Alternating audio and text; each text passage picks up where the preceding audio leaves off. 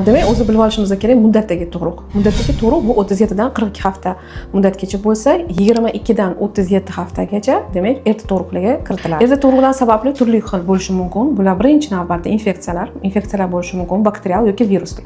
Bakterial bular qin yo'llarida, siydik yo'llardagi bakteriyalar bo'lishi mumkin. Viruslilar bular gripp, ORV, undan tashqari papillomavirusli infeksiyalar va hokazolar sabab bo'lishi mumkin. Bu infeksiyalar nima sababga olib keladi? Ya'ni infeksiyalar homila suvlarning ifloslanishi, undan tashqari homila pufagini yupqalashi, ya'ni pardalarni yupqalashi, erta suv ketishlarga.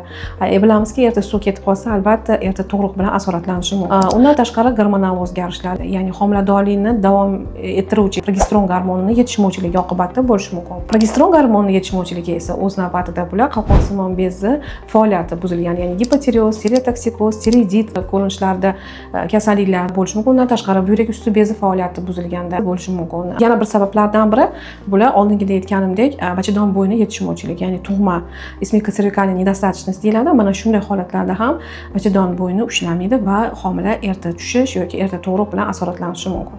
Demak, agar shunday holat kuzatilsa, albatta o'z vaqtida sababini tekshirib, o'z vaqtida davolanish kerak bo'ladi.